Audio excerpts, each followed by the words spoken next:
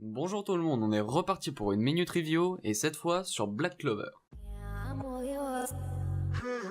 I really can't breathe.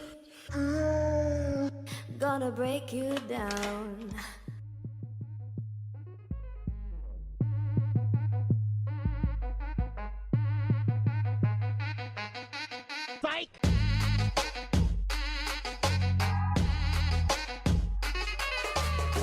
Gonna blow your mind. Gonna break you down. Black Clover est un shonen écrit par Yuki Tabata et son adaptation animée a commencé tout récemment. 5 épisodes sont sortis au moment où je fais cette vidéo et c'est là-dessus qu'on va parler. Black Clover, ça parle d'un garçon appelé Asta vivant dans un monde de magie et qui veut devenir empereur mage, à savoir le statut le plus élevé pour un mage, se situant juste en dessous du roi. C'est un peu comme Naruto et le statut du Hokage, par contre Asta lui n'a aucune énergie magique et est incapable d'utiliser la magie ou même un grimoire normal. Du coup Black Clover, qu'est-ce que j'en ai pensé ? C'est un animé qui met vraiment beaucoup de temps à démarrer à mon goût. Au début on a toutes les explications concernant les personnages et l'univers, quelque chose de normal au début d'un animé, mais il y a vraiment beaucoup trop de flashbacks. Pendant l'épisode 1, littéralement la moitié de l'épisode était des retours en arrière. Aussi on nous hype énormément avec l'épée de Asta, pour au final plus vraiment la montrer en action pendant un beau moment, du coup je pense que ça peut freiner certaines personnes plutôt impatientes. À part ça, je trouve le chara design assez spécial, mais bon, j'aime l'aspect esthétique du manga. Notamment à l'épisode 4, on a eu un passage avec une animation de dingue, et c'est vraiment une très bonne chose, parce que ça veut dire qu'ils seront capables de mettre le paquet dans les scènes épiques et importantes. Je suis vraiment impatient de voir la suite, étant moi-même un grand fan d'épée, le personnage d'Asta m'intéresse beaucoup, je suis curieux de voir comment il va évoluer son pouvoir magique.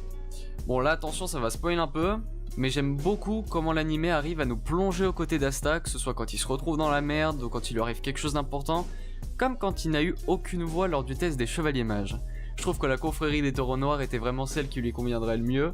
Quant à Yuno, je pense pas qu'il y a grand chose à dire sur lui, puisqu'il est encore peu développé et assez passif. J'espère qu'ils en feront quelqu'un de plus expressif.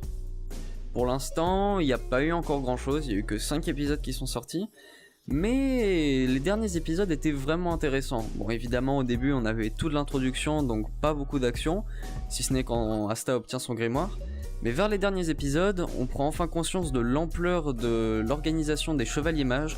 On voit absolument tous les capitaines. Malheureusement, on ne verra pas l'empereur mage, mais on se rend bien compte de l'épreuve que ça va représenter pour Asta de se hisser jusqu'au sommet. On sent déjà bien qu'il va en baver à la confrérie des taureaux noirs.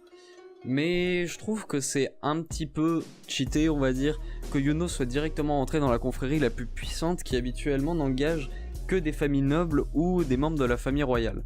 Bon, on le voyait venir, mais je trouve ça encore un peu trop... oui, trop cheaté. Mais enfin bon, au final, ça va juste représenter une étape de plus dans le parcours d'Asta pour montrer qu'il pourra se hisser au sommet, même en battant les meilleurs. Après, du coup, Yuno qui reste son rival part avec une longueur d'avance et bon, ça me fait un peu penser finalement à la rivalité entre Naruto et Sasuke. Reste à voir comment tout ça termine. Pour conclure cette minute review, je dirais que c'est un manga qui m'a assez surpris, c'était plutôt une bonne découverte, ça me donne limite envie de commencer à lire les scans. Mais bon, vu l'animation qu'il y a eu dans l'épisode 4, je pense que je vais rester sur l'animé pour le moment. En tout cas ça promet, et vu que ça vient de commencer, je vous conseille fortement d'aller le regarder parce qu'il y a que 5 épisodes qui sont sortis pour le moment, et franchement ça vaut le coup. Sur ce voilà, c'est tout pour aujourd'hui, c'était une minute review un peu plus courte que celle sur Bungo Stray Dogs, mais voilà, c'était simplement sur 5 épisodes pour un peu vous raconter de quoi ça parle, ce que j'en avais pensé. En tout cas je vous conseille vraiment d'aller le voir. Sur ce, je vous demanderai de vous abonner, de lâcher un pouce bleu, un commentaire si vous voulez. Merci en tout cas à ceux qui mettent des commentaires sur toutes les vidéos, ça fait super plaisir.